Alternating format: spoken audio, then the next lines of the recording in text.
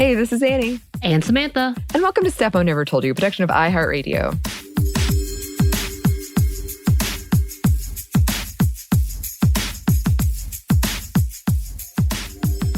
And it's time for another edition of Sminty Book Club. And this is a special one because it is a book we mentioned in one of our Women Around the World episodes that we chose in honor of Earth Day, because we thought of Leah Thomas's newly published book, The Intersectional Environmentalist. We thought it would be a perfect fit, and it was. It's excellent. Go look it up, read it. So good. It just came out in March 2022, and we couldn't wait to get our hands on it. We have a lot of ground to cover, so this one is going to be a two-parter. Yes. So be on the lookout for part 2. But yeah, honestly, it's just truly inspiring. It's very thoughtful. It's very educational. It has a lot of resources, really helpful resources. Have discussion questions. I loved it. Yes. I mean, it's perfect. If you need something for a book club, this is it. This is what you need for a book club, because it kind of lays it out for you. And it has all of addendums and add-ons that you might even want for more resources. So it's beautiful. And not only that, one of the best things about this is it tells you who to follow and to see when it comes to leading this movement. And it was fantastic, because I already followed a few people on TikTok, and it's amazing. And I know we're going to talk a little bit about it later, because I want to talk about this as a separate episode, but it really does a good job in countering what we are hearing of climate doom ism, I guess. That's happening a lot right now, and that is not the narrative we want to spread. We want to spread hope, but not only hope. We're not trying to be dismissive and say, oh, it's fine. No, we're talking about being active and not giving up. And she does an amazing job in not only helping you to think this through and think of it on multi-levels, but kind of how we've talked about when people do activism like this and talk about intersectionality, she's done the labor. Yeah. Not that it's easy, but it's there and it's wide open and it's here for us to consume and really bring in. We love it. I love this book, and it's so short. I was surprised how short it was, but it's compacted with so much. Yes, so much is accomplished. So much. So we talked about Thomas's advocacy and activism and accomplishments in the episode we did, highlighting the work of some amazing Black women in the U.S. And she calls herself an eco-communicator and coined the term intersectional environmentalism on viral Instagram post in 2020, and it has blown up, obviously, to do this book. And I really hope it makes it on the bestseller list, because it deserves it. It absolutely does. Because, it does. It covers a lot of ground, providing history and context, things like intersectionality, misogynoir, making space, which Thomas does an excellent job of in this work. Like, there's little breakouts of asking people from different spaces about these issues, critical race theory, ecofeminism, history, environmental justice, interviews with other leaders in the movement, privilege, food justice, food apartheid, eco-ableism, fashion, energy, veganism, with plenty of examples and data to back up her points. Honestly, it was a real hard thing to just not read the whole book on air, because it's so useful. It's so good. And it does have this kind of toolkit with resources. It also comes with interactive things like pledges and questions about how you personally can contribute to the movement in a meaningful way, or just asking yourself, I don't know, just okay, where am I in this? How can I help? Right. It's extremely useful. It opens with a foreword written by Gloria Walton, the president and CEO of the Solutions Project. Quote, "My grandmother, a farmer and descendant of people enslaved in the United States, was one of my greatest teachers, instilling in me foundational values of dignity, community, and love. I remember walking with her as a small child and her saying with the sweetest Southern charm, 'Walk in front of me, honey. Put your head up. Roll those shoulders back, swing those arms, smile, and walk with purpose, baby.' And I did. She, alongside my mother and the matriarchs in her neighborhood, taught me that dignity comes from within, from the love I have for myself and my community. I was born into poverty, but I was raised by proud, resourceful Black women who took care of themselves, their people, and the land." I remember vividly how concepts like conservation and sustainable living were not theoretical to us, nor were they burdens to our way of life. They were how we got by, how we flowed in relationship to one another and our environment. We practiced the models that were passed down from generations before us, and we integrated our own experiences into lessons for the future. Right. And I do love how Thomas does weave in a lot of tradition with what is needed today. And so she really brings it back, because for me, growing up in the South, in a very country and rural area, this sounds familiar-ish in that we get passed down from that generation. Of course, I say familiar-ish because I am not from the Black community and was not raised by Black people. But in general, just that layer of this is our land, we must take care of it. There was that pride in loving the land. And I think having that generational love takes on a lot. And when it comes to the BIPOC community, that is something that they bring in, and that's the layer that has a deeper meaning that is so often ignored. Yeah. Ugh. Yeah. So moving on with another fantastic quote. Intersectionality is one of those breakthrough academic concepts, this one coined by the inimitable Kimberly Crenshaw, that for millions of people, including Black women like her and like me and Leah, is simply how we live, just as Kimberly Crenshaw's own lived experience gave rise to this foundational framework of critical race theory. Her story and scholarship have offered the world a glimpse into our daily reality. Seeing how we, as Black women, can transmute terror and trauma into a vision for something beautiful, collective, and strong is what makes intersectionality so critical to solving the global climate crisis. It is also what makes critical race theory so scary to those clinging on to treacherous power. Because if we can create the future we want, despite the realities of not only racism, but also sexism, poverty, and other oppressive systems, imagine what all of us can do and be when those systems crumble and we are all free. Ugh. And we definitely talked about this in the conversation of intersectionality, that when Black women are free and actually cared for and loved, everyone has freedom, and that it has to start there, because that is where we downfall. Just because one system may be better doesn't mean it's better for everyone. And that means no one is free. Yeah. And we've had so many discussions about all of this when it comes to the environment and how important it is. And we're gonna dig into those issues throughout this two-part book club episode. But it's just so much. Like, it's so much to unpack. And this is all, like, we're still in the forward. This is all Walton. In the forward, coming and talking about and celebrating Leah's book. And yes, I feel like I don't think we can say this enough about how things like this, as we see it happen, and the reason that I'm so excited that we're talking about this is because it isn't a release, and we're not talking about it 20 years down the road when we're fighting about something, about the same things. I'm so sorry, Kimberly Crenshaw, for the fight that you've had to do, even though you've already had this fight 20 years ago. But, stuff like this is like we're actually here in the present and being able to celebrate it and just being able to lift it up, feeling like we're contributing just a small bit in opening up the voices. So I get excited when I see things like this, because I get so passionate about the things that people do, and she's changing things. Oh my God, I love it. Yes. Oh, I do too. We have one more quote from the forward by Walton. Intersectional focus organizations working for climate equity and justice still receive less than 5% by the most generous accounting of the total $2.4 billion granted annually for the environment. Within that, an even smaller fraction goes to nonprofits led by Black people, Indigenous people, immigrants, and other people of color. Women of color receive just 0.6% of total philanthropic benefit in the United States across all issue areas, despite being the backbones of most communities. And yes, that is like the thesis statement of this, of why that is a huge problem, which it is, and why it's important that we change that. Very, very important.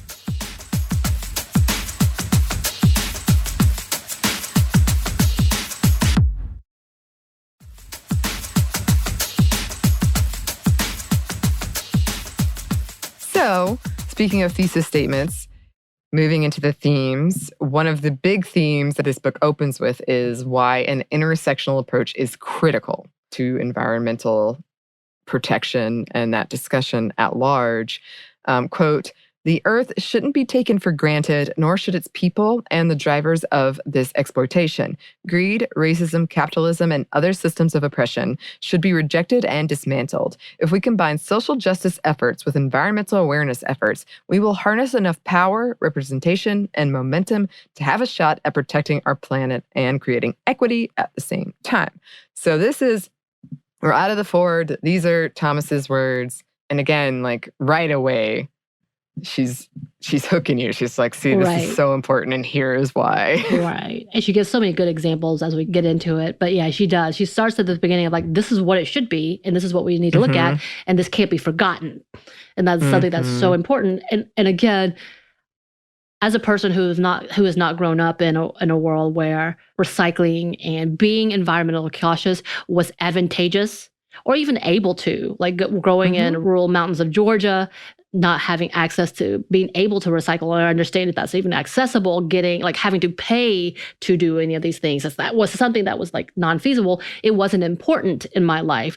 But because of that, I really thought that was not necessary, which again, this is my own ignorance, but didn't realize how necessary it was and how it does play when it comes to racial, social, and feminist justice. Like these are all things that do pile on each other. She just says it at point blank. She's like, nah, you need to know this. This is why it's important. So again, like a few sentences, but it already starts with like, oh, wow. Oh, okay. Let's pay attention.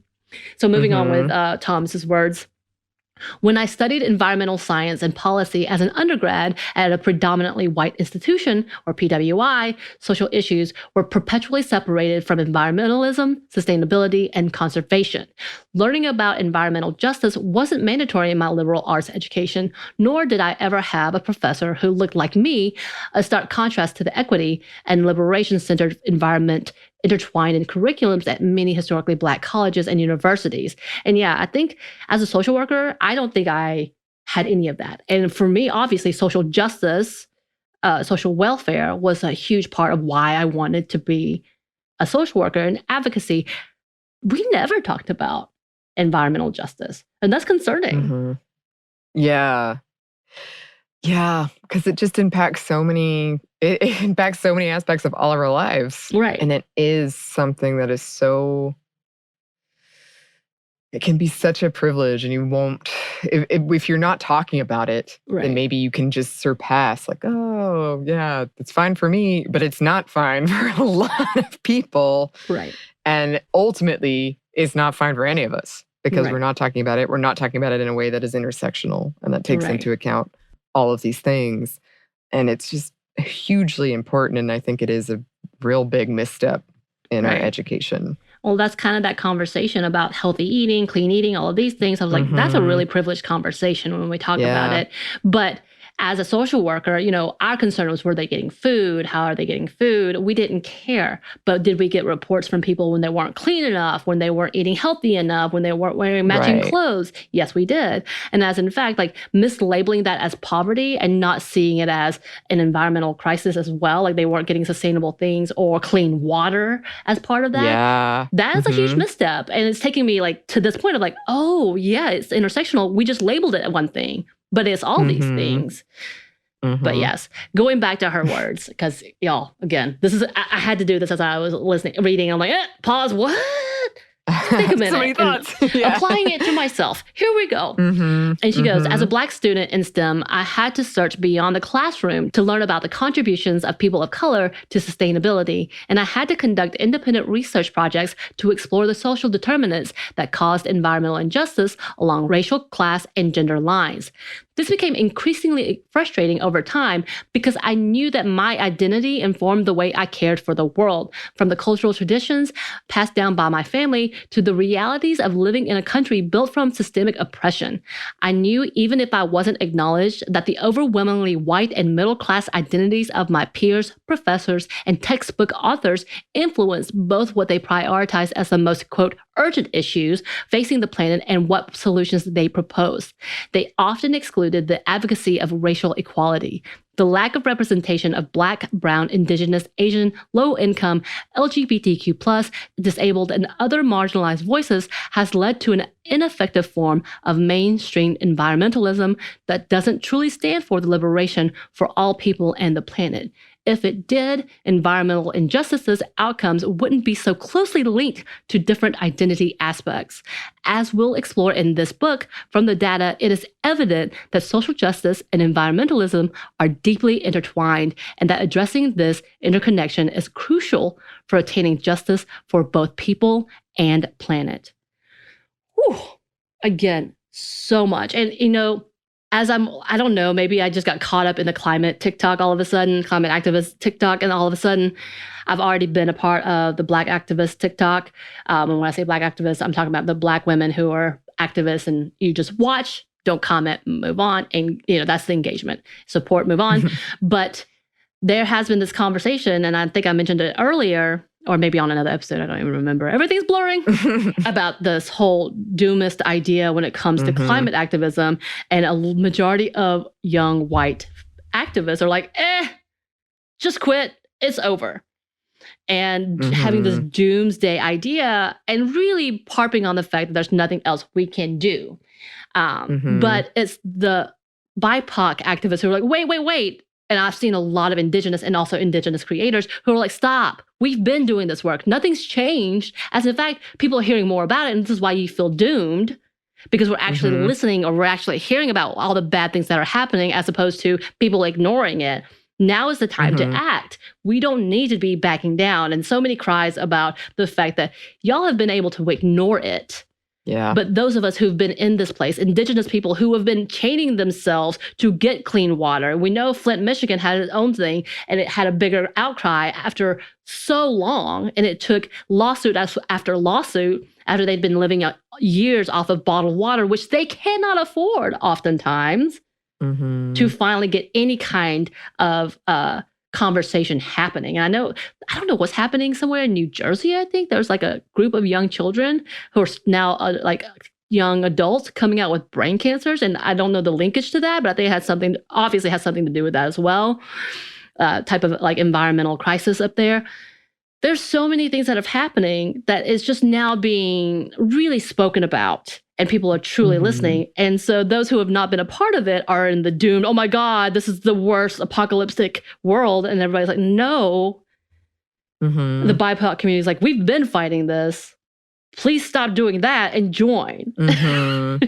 Well, that's also like the frustrating part that we've heard a lot in past research we've done of what Thomas says, of like having to do this extra work to find people like her in the space, even though, like, yes, people of color are doing a majority of that work. It's just they're not being highlighted or talked about in educational spaces. And I know we're going to talk about this later, but I do feel like it's complicated, but kind of like simplifying. I feel like Earth Day, as so many other things, or just, environmentalism in general, as so many other things that we talk about, became co-opted by companies and like well-off white people who are like, for this one day, I'm gonna recycle this and I've done my bit, goodbye. I reused this to go thing. Again, this reminds me of the 30 Rock episode in which NBC/GE go in and make money off of this idea by selling their products that will break. And they have used, like, they make a joke like, it'll break in 5 years, but you'll think you're helping the world. But in actuality, you're about to dump more plastic byproducts because we did. But it was like this joke, but it was real. Yes. It was absolutely real in what's happening. We know that when, and I saw this today. So there is an activist who's been around. She's been on Twitter. I think it goes by Crutches and Spice, Imani Barbarin, who has been doing this work for disabled communities and climate activism. And someone posted a video, and there's a male white scientist who chained himself to a bank talking about the effects of how much they pay into oil rigs and all of that, oil lines and such, and has kind of come up in popularity, and people are praising him for the work that he's doing. And apparently, like, they got arrested by a whole mob of cops because they were scientists standing in front of a door, essentially disrupting a little bit of business. But it's good that he's doing that, and he and his fellow scientists are bringing attention to it and talking about who is actually making the money and who is the cause of these problems, instead of just, yes, us throwing away plastic is bad, but let's be honest, who is the real effect? And they were praising him and what he's doing, and he's doing good work, but ignoring the fact that people have been doing this work. And typically, once again, it is the BIPOC women. And her name, Amani Barbarin, who is Crutches and Spice, I believe, both on TikTok and all of that, who has amazing videos. If y'all aren't following her, you should. But she talks about this. She's like, hello, we're here. Why do you refuse? And why do you always have to erase us in order to get anything done and wait until all these white men stand up and are like, oh, now I have to pay attention. Like, it's so dismissive. And again, he's also ignoring who is being ignored in this situation by, yes, we're talking about targeting that, but not only are we talking about targeting them because they are doing something bad for the environment, but they've always been bad for the BIPOC community. They've always gone after and taken advantage of the BIPOC community. Again, it kind of comes to line about who is being seen and who isn't, and who's being activists. And the BIPOC community saw at the very beginning who was being treated like and who was being taken advantage of and who was doing it. And they've been calling it out from jump. And it's really interesting because her whole narrative is like, we're so frustrated that this is what we see and this is what it takes for y'all to see. And the work, years and years of labor that we have put in, y'all easily dismiss. Yes. And Thomas does such a good job of explaining the intersectionality within that of like why for people of color, perhaps such a protest like that of chaining yourself to a building or whatever it is is not the safest thing to do. So we have a quote about that.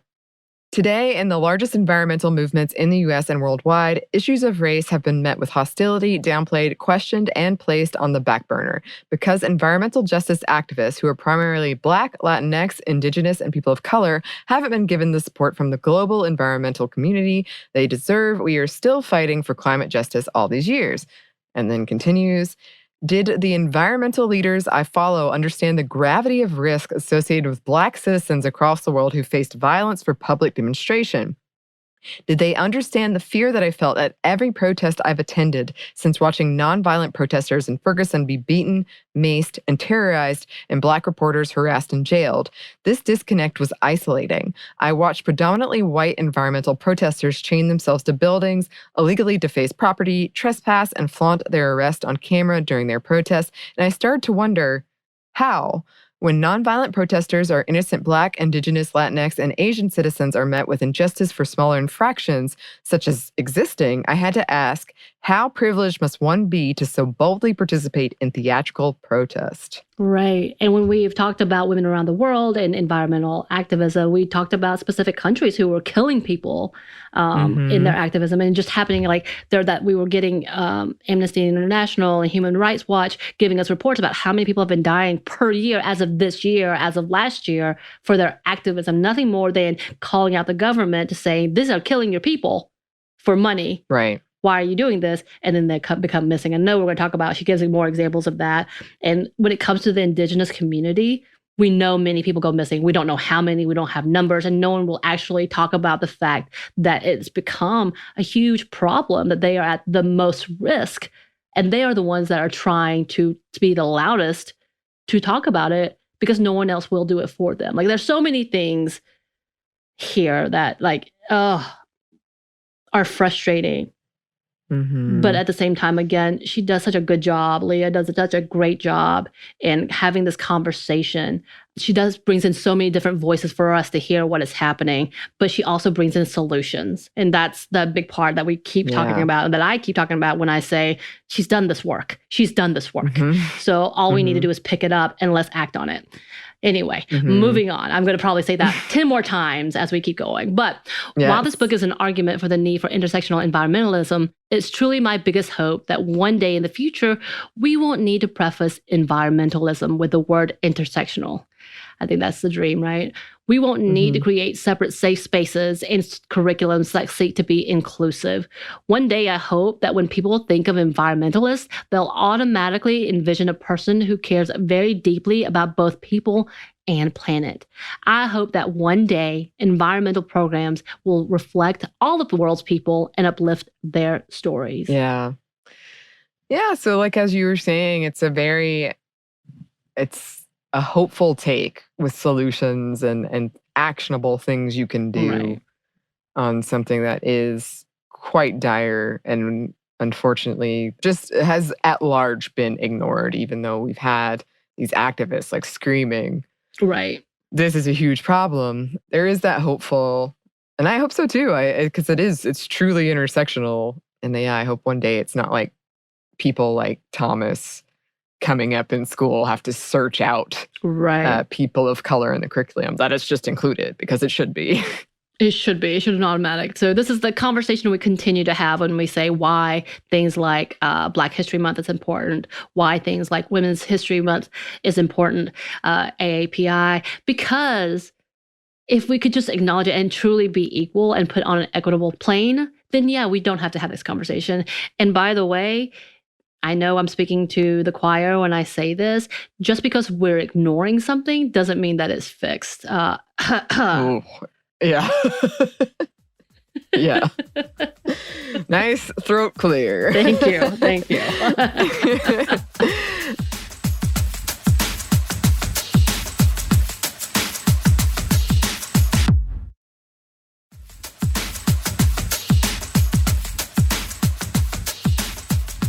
Here's another quote.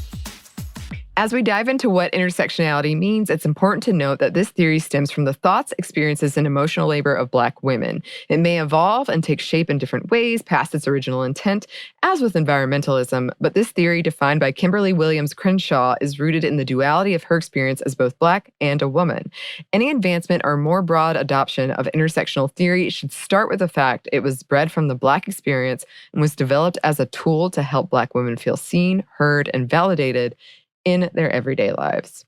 And I just think that's so important. You should always give credit, trace it back, make sure it's you not know. that hard. And here's the other part of this. Again, I'm bringing back to TikTok. I'm going to stop, I promise. But there's a few Korean creators that I have followed because they do some really great Korean recipes and easy Korean recipes that I can get on board with. And that's been kind of my venture recently. It's like getting onto my culture, buy food. I have a lot of triggery sensors when it comes to food. I know we've talked about this before, but there's been a lot of non-Korean creators, typically white women, who come in and do these dishes that are traditional Korean dishes and then give it a fancy name. Like I think one was like, my awesome, addictive cucumber salad was one of them. And it was obviously like a cucumber kimchi, which we all know is a banchan.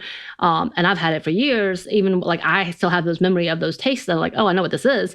And then trying to make money off of it because they were influencers and they are like foodie people. And they got blasted. They're like, this is a Korean dish. We understand if you want to share it with your people, but at least don't act like you invented this. Don't do that.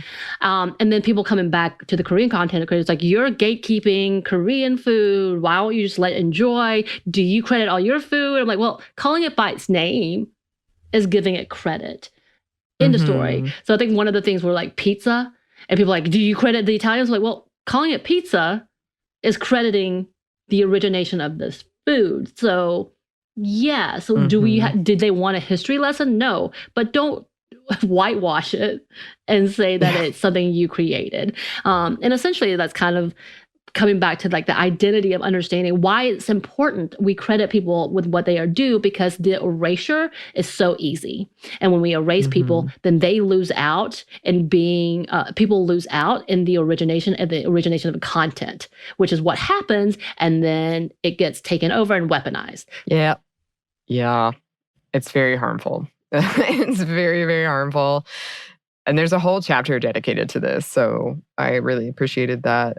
Here's another quote from Thomas.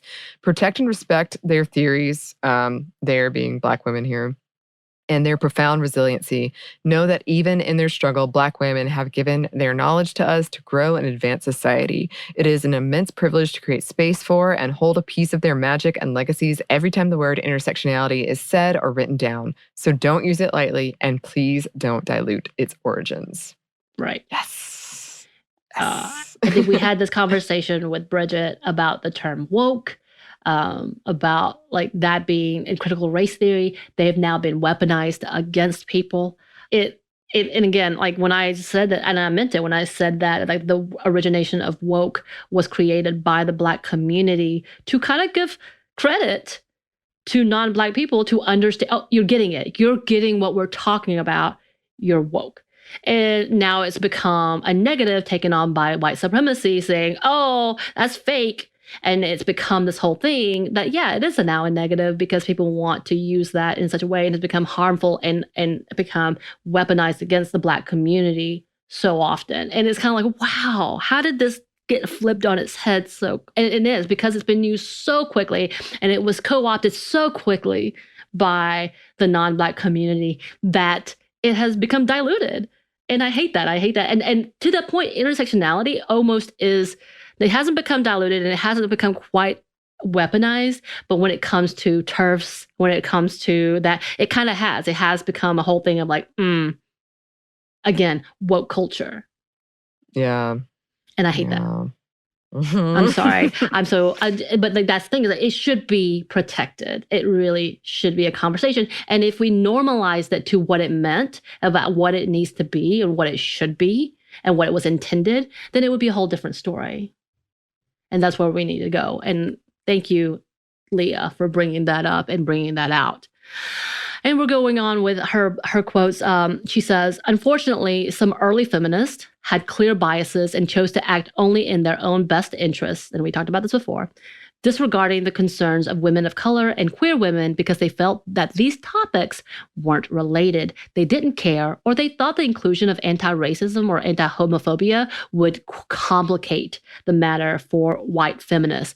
The prevailing attitude was that perhaps after their own liberation, they would create space for other people and causes, which is the bullshit trickle-down theory in feminism. Yeah. Yep. It's so true though. She's so right that like you wait your turn. You wait your turn, even though, God, we talked about that so much and we could talk about it so much more. Right. It's just harmful at large because it was just like white women like, I want to work. And then that's it. That's it. And they're like, but wait, we can't. Yeah, we've always worked. We want equal health and equality. What are you talking about? Wait a minute. We've always had to work. What? Which is hilarious. Yes. But yeah, no, it's the same thing in that this level of conversation. Of course, we talk about the suffragettes and how racist they were and their movement was. It's about us because Black men just got the vote. So why shouldn't white women? Right. It's not about Black women. Mm-hmm. We don't care about you. You're, all of that conversation is that same play, is that same tone. And let's talk about the fact that we have to make movements palatable, which is that whole centrist idea. And yes, like we've had this conversation of choosing the lesser evil. We have to make things palatable to reject men. We've talked about this in Bad Dating. We have to make things palatable to talk about anti-supremacist ideas. We have to make things palatable to talk about classist ideas. Like, it's such a sad conversation when they have to do that. And it gets so tiresome for those to always tiptoe and just being able to live. Yeah, to exist. Yep. Anyway, and we're going on. Critical race theory, CRT, asserts that race is a social construct and that assigning societal values and authority to different races is what upholds systemic inequality. Contrary to polarized interpretations of both CRT and the term identity politics, these theories are rooted in the desire to dismantle unequal power dynamics. Oh my God. I just want that to be on a giant billboard, just so they understand what CRT is. And it's not taught. Get over yourself. History is taught with some conversations of what small things happen in history, not the big things, and y'all want to ignore that. I'm sorry, when I say y'all, I'm talking about the people who want to talk about CRT as if we're talking about a propaganda. which is not at all what it is. Yeah. It's such a hot button issue right now. We wanted to include that quote. And she does go in more detail into it. But yeah, it's incredibly frustrating. As you said in a recent episode, the whole education system right now is just a hotbed of fury. Those are your words. I don't think I said that. That's good, though. I like that. That's, yeah. Well, I'll say we co-signed on it. Okay. Another very important theme in this book is ecofeminism. So here's a quote. The exploration of the feminine in connection with nature dates back centuries to early philosophical, spiritual, or religious contexts and creation theories. In Greek mythology, Gaia is seen as the first mother goddess and a personification of Earth. Before her, there was just chaos. Other cultures have their own versions of Earth goddesses as well. I just love this history bit that she adds in. I love all of this context that's there. That again, she does so quickly. She accomplishes so much. She does. Her post went viral because she knew what she was saying, and she said it in such a nuanced way that it was quick and understandable and relatable. You're like, oh, I get it. Okay, there it is. And she does. Yeah, I also like that because we've talked about the history of the goddess and the matriarch and how important it used to be once upon a time and how it got flipped when it came to power or money. Whole different conversation. Yeah, and going on about ecofeminism, she says, ecofeminism is both a philosophy and a movement that exposes the dual oppressions of women and the environment as rooted in patriarchal structures. It is a movement and sees a connection between the exploitation and degradation of the natural world and the subordination and oppression of women, writes Mary Mailer in Feminism and Ecology. Ecofeminists argue that the treatment of women in society is a likely indicator of the treatment of the earth and vice versa, that because we live in a capitalist and patriarchal or male-centered society, the oppression of women and the destruction of nature are a natural consequence. That's a big statement. Yeah. And we've talked about that before too, and a wide variety of topics. I feel like we just talked about that of Women in Salt in our last book club. Kind of like that nature and women and her really defending the land type of thing and understanding the land. Yeah. And depressingly enough, we also talked about it in why women recycle more than men. Yes. But yes, here's another quote. Ecofeminism was born out of the feminist and environmental movements of the 1970s and 80s, but many credit Yenestra King, and I hope I'm pronouncing that correctly, for popularizing the term with her 1987 Nation article, What is Ecofeminism? In this article, King asked readers to look inward and evaluate how their belief systems, as informed by society, contributed to the negative treatment of both women and the environment. This piece led to widespread awareness of the concept. Right. And we definitely talked about this in the feminism of environmental activism and women in recycling because, for some reason, caring about the environment is girly. Yeah, unless you're doing it to hunt things. Right. And then that's manly. Yeah. But it's weird. It's again, I don't know why we have to gender every frickin' thing. Right. But we do. Gendered. I mean, the only places that you don't see it gendered is the indigenous people. They are the ones who really don't. They understand the level and following suit. They understand how detrimental it is thinking it that way. Of course, the Native and indigenous communities, I think, have a better hold on feminism, honestly, in some ways. So that's a whole different conversation in itself. And Thomas continues, there are interlocking systems of oppression when it comes to feminism. Without an intersectional approach, BIPOC, LGBTQ+, and other underrepresented women may be left out, erased, not advocated for within Western interpretations of ecofeminism. Cultural ecofeminist beliefs are deeply rooted in biology and gender roles, which can lead to the invalidation and exclusion of non-binary, trans, and queer people from ecofeminism. This is why, to truly stand for justice for all and the planet, ecofeminism must also be intersectional. Many practitioners do have an intersectional approach, whether they classify it as that or not. While ecofeminism was advanced by women of color like Vandana Shiva, my experience as a student and an activist is that it has often lacked representation of Black, Latinx, Indigenous, and Asian perspective. At times, I have also witnessed ecofeminists appropriate Eastern religious and Indigenous traditions without proper credit, acknowledgement, or representation. It's important to make strides to be inclusive of all women and not just their ancestral theories, religious practices, and beliefs. And oh my God, that's kind of where I was coming with that food TikTok, is that it is a disrespect of these beliefs, and you want to hone in and capitalize on something and take away from someone else. Appropriation versus appreciation are two different things, and it needs to be acknowledged that we want to normalize different cultural ideas. That's a thing.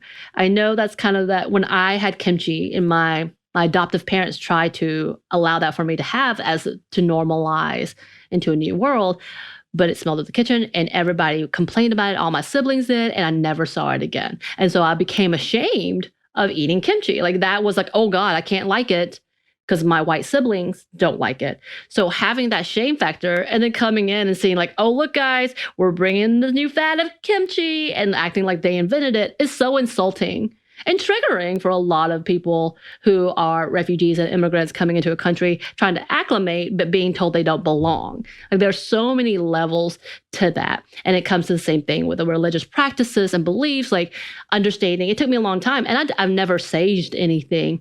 But before I did read about it, and I was like, oh, this is not appropriate. I can't do this. And then, holding off without it, and I'm seeing the actual practices, like I believe burying it is something seen as respectful, because it is important of why we need to respect this. To truly understand and appreciate, you need to understand and respect the traditions as is. And if you're being called out, follow through with what they're calling you out on. Yeah. And I think to everything you just said, that there's an environmental impact to all that stuff. So like the sage, for example, when people who didn't do their research and were just doing it, there was an environmental impact that harmed the people who that is their culture and their tradition and their history. Right. So it's just, you can't separate out the environmental bit of all of this. Right. So that's why I think this book is so perfect and timely and necessary. It is. And I absolutely agree. Like, it wasn't until social media and me digging that we got to acknowledge who has been at front and center. And it has been the Indigenous community that I've seen that's been front and center, especially in the US. And of course, in the Black community who's been a part of this, but seeing where they are and how long they've been working. And the conversations, because it's truly impacted. Like, their lands have been taken away and poisoned, essentially, because we were not able to see that, and feminists were not acknowledging that. Well, this brings us to the intersectional environmentalism kind of definition chapter of the book. So here's a quote. I define intersectional environmentalism, i.e., as an inclusive approach to environmentalism that advocates for the protection of both people and the planet. i.e. argues that social and environmental justice are intertwined and that environmental advocacy that disregards this connection is harmful and incomplete. i.e. focuses on achieving climate justice, amplifying historically excluded voices, and approaching environmental education, policy, and activism with equity, inclusion, and restorative justice in mind. And I just think that's so important. I love the people and planet. You cannot separate. We have to be inclusive. We have to have these things in mind, or else it's not working. Right. And continuing along, IE is informed by intersectional approaches to ecofeminism, but also explores additional intersections of overlapping identities like religion, race, sexuality, age, ability, and class. Intersectional environmentalism acknowledges how social justice and environmentalism are intrinsically linked and how both must be considered to achieve environmental justice. And yeah, that's that part. It's that justice part. Yep. And here's one more quote to finish out part one. IE also aims to create space for more complete and inclusive retelling of environmental or natural history, one that embraces all cultural contributors to sustainability and environmentalism. Many Indigenous peoples worldwide have been better protectors and carers of the planet for thousands of years.